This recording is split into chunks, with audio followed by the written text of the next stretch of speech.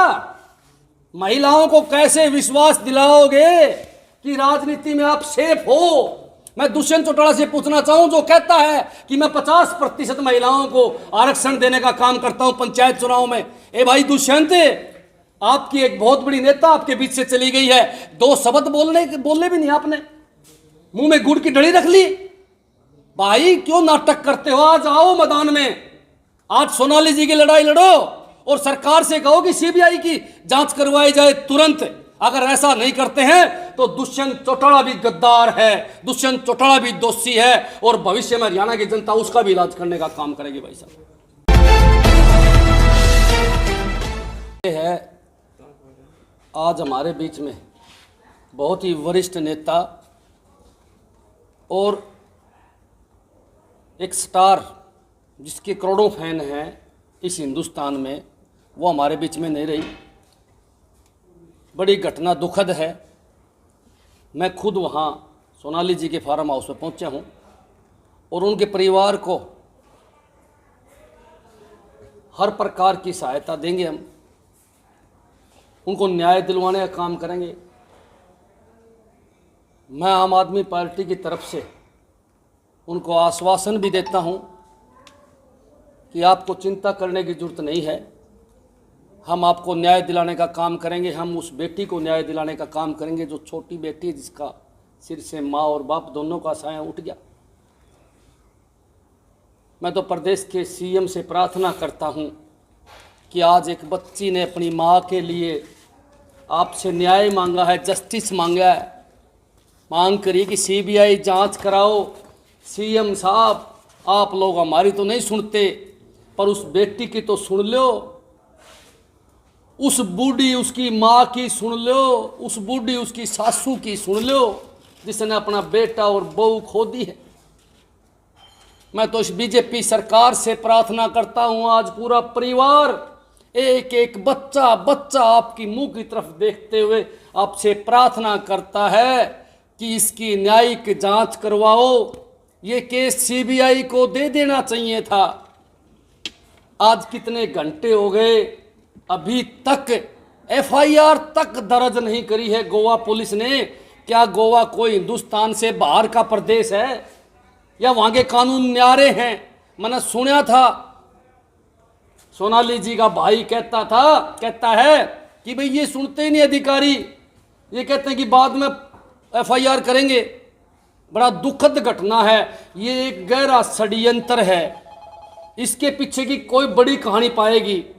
जिसका नाम परिजनों ने लिया है वो तो एक मोहरा है, केवल छोटी मछली है, छोटी, इसमें तो बड़ी बड़ी मछलियां शामिल हैं। मैं तो साफ बताऊंगा कि इसके अंदर बीजेपी के बड़े नेता एक्सपोज हो सकते हैं अगर इसकी सही तरीके से जांच करवाए। और अगर जांच से ये सरकार पीछे हटती है तो मैं बता देना चाहता हूं कि ये सरकार अपने नेताओं को बचाने का काम करती है। अगर जांच करवाए तो सरकार गिर सकती है। मैं मुख्यमंत्री जी को बार बार कहना चाहूंगा कि आप पीछे नहीं हट सकते। एक परिवार की बेटी गई है, एक बिटिया की मां गई है और उसकी हत्या हुई है। जब परिवार 100 का 100 कहने लग रहा है, उसका भाई 100 का 100 कहने लग रहा है कि हत्या हुई है, तो फिर एफआईआर करके जांच करने में क्या दिक्कत है आप लोगों को? और सबसे बड़ी बात, आपकी नेता थी, जब आपको वोटों की जरूरत थी तो तब आप उसके पैर पकड़ते थे। और आज आप बीजेपी के जितने भी नेता हैं चुप बैठे हैं। तीसरा दिन होने को है, अभी तक आप उसका शोक मनाने के लिए उसके घर नहीं पहुंचे हैं। बड़े बड़े मंत्री यहां रहते हैं। इस हार में कितने मंत्री रहते हैं?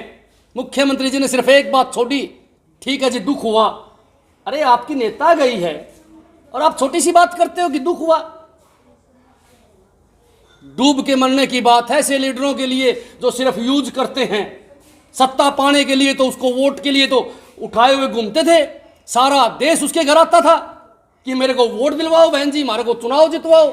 और आज जब वो संसार से चली गई है तो कोई बात करने वाला नहीं है, उसके लिए न्याय मांगने वाला नहीं है। उसकी बेटी और उसके परिवार के साथ कोई नहीं खड़ा है। शर्म की बात है ऐसे नेताओं के लिए और ऐसी पार्टी के लिए। आपकी पार्टी की नेता गई है, आपकी पार्टी के कार्यकर्ता गई है। जब आप अपनी पार्टी कार्यकर्ताओं को न्याय नहीं दिला सकते तो प्रदेश की जनता आपसे क्या आस करेगी? एक आम आदमी आप लोगों से क्या आस करेगा? आप अपनों को भी न्याय नहीं दिला सकते, आप अपनों को भी के साथ भी अन्याय करते हो तो इस प्रदेश की जनता क्या कहेगी?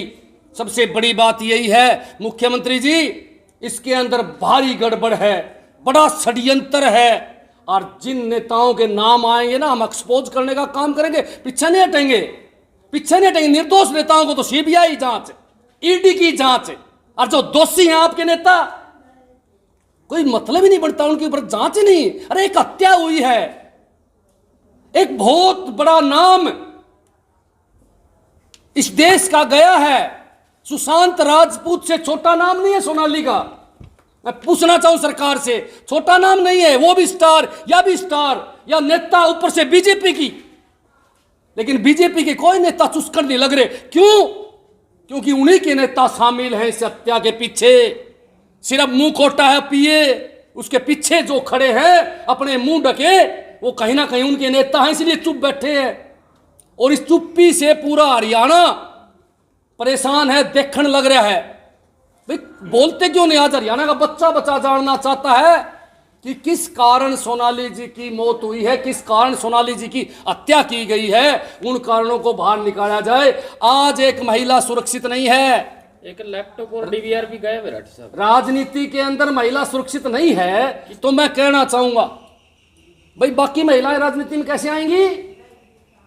कैसे आएंगी महिलाएं? ये ऊपर से बात करते हैं 50% आरक्षण देने की महिलाओं की, ऊपर से बात करते हैं महिला सुरक्षा की।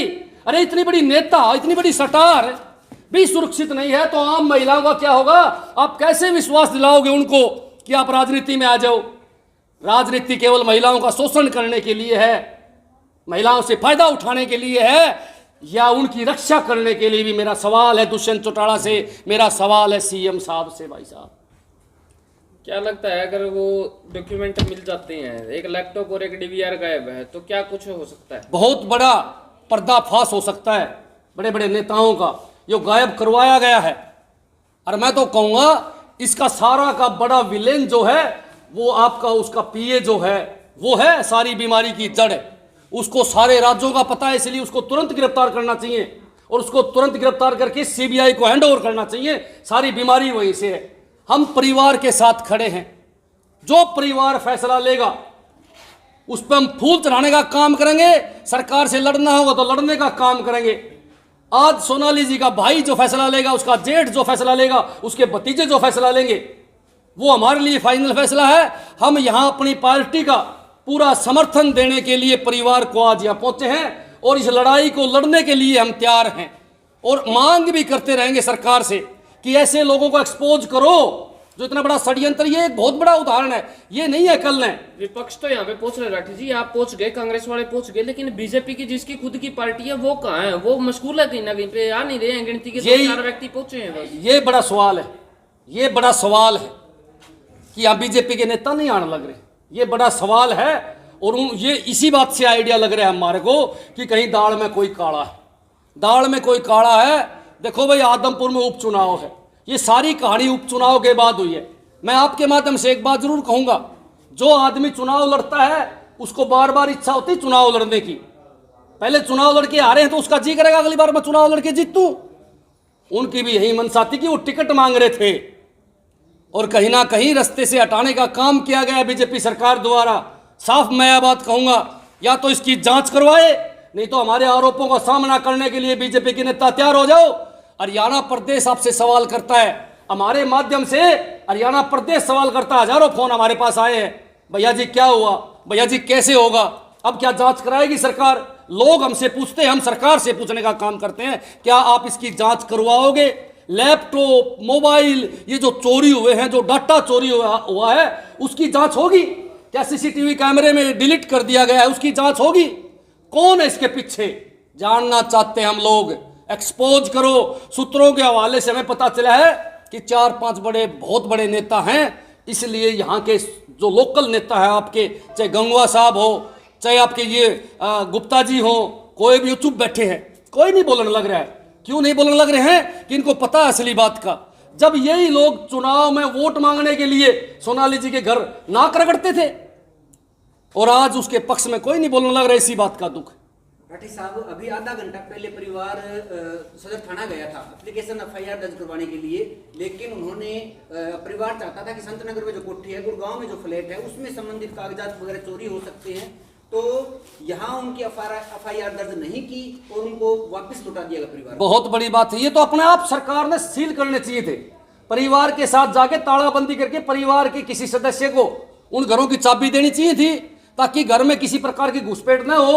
लेकिन इसके पीछे मैंने ऐसा महसूस हुआ है कि सरकार इसको हड़कम ले रही है, और ये सारा जो सिस्टम है, ये चोरी चारी करवाने का, डिलीट करवाने का सरकार करवाने लग रही है। इसके पीछे सरकार के नेताओं का बहुत बड़ा षड्यंत्र है और बहुत बड़ा हाथ है भाई साहब। सरकार तो कहती है ईमानदार है, जीरो टॉलरेंस नीति पे काम कर रही है। देखो ना, हमारे बीच में एक स्टार आपकी करोड़ों जिसके फैन थे इस हरियाणा प्रदेश और देश में, वो आपके बीच में चले गई, बिग बॉस में वो गए थे, काफी सीरियलों में उसने भाग लिया था, वो चले गए। एक नेता, महिलाओं को कैसे विश्वास दिलाओगे कि राजनीति में आप सेफ हो? मैं दुष्यंत चौटाला से पूछना चाहूं, जो कहता है कि मैं 50% महिलाओं को आरक्षण देने का काम करता हूं पंचायत चुनाव में। ए भाई दुष्यंत, आपकी एक बहुत बड़ी नेता आपके बीच से चली गई है, 2 शब्द बोलने भी नहीं आपने, मुंह में गुड़ की डली रख ली। भाई क्यों नाटक करते हो? आज आओ मैदान में, आज सोनाली जी की लड़ाई लड़ो और सरकार से कहो कि सीबीआई की जांच करवाई जाए तुरंत। अगर ऐसा नहीं करते हैं तो दुष्यंत चौटाला भी गद्दार है, दुष्यंत चौटाला भी दोषी है, और भविष्य में हरियाणा की जनता उसका भी इलाज करने का काम करेगी। भाई साहब, आदमपुर में उपचुनाव है, क्या कहेंगे? सारा रोड़ा इस उपचुनाव का है। आज उपचुनाव के कारण हमारे बीच में एक दबंग नेता और एक टिकटॉक स्टार चली गई, सारा रोड़ा इसी बात का है। सरकार से मांग करूंगा कि जांच करवाओ भाई, सारा आदमपुर हल्का आपकी तरफ देखने लग रहा है। मनोज जी, एक नेता का ये हाल है तो आम जनता का क्या हाल होगा? बहुत बुरा हाल है भाई साहब। मैं तो कहूं, नाश हो लिया देश का। आम जनता सुरक्षित नहीं है, महिलाएं बिल्कुल सुरक्षित नहीं है। इतनी बड़ी नेता के लिए संघर्ष करने लग रहा है, उसका परिवार डेड बॉडी रखे बैठा है, तो आम आदमी का तो न्याय मिलने के चांस ही नहीं भाई साहब। इनका कोई फर्क ही नहीं पड़ता। ये तो पता नहीं किस प्रकार की सरकार, अंग्रेजों से भी बेहतर सरकार मानता हूं मैं इसको, अंग्रेजों से भी निकम्मी सरकार है। की बेटी है यशोधरा, उन्होंने भी बहुत दुख है, बहुत दुख है सरकार से। क्या सरकार बहुत दुख है। उस बेटी की तरफ देखते हैं तो रोना आता है। हमारी भी बेटी है, हम सोचते हैं, मैं तो कहूं इन सारे नेताओं की भी बेटी बेटी होंगे। अरे तुम लोग चले जाओगे और तुम्हारे बच्चे इंसाफ की पुकार करेंगे हाथ जोड़ के, तो क्या करोगे? अपनी छाती पे हाथ धर के देखो। आज वह छोटी सी फूल जैसी हमारी बेटी आपसे मांग करती है कि कम से कम जांच तो करवा दो, पेटा तो भर दो। और 91वीं कहावत में पेटा भरना। आखिरी में एक ही बात कहूंगा कि या तो परिवार का या सरकार पेटा भर दे, नहीं तो विरोध के लिए तैयार हो जाए। बहुत बहुत धन्यवाद। राष्ट्र निर्माण की जानकारी के लिए ग्राउंड मीडिया चैनल को सब्सक्राइब करें और शेयर करें।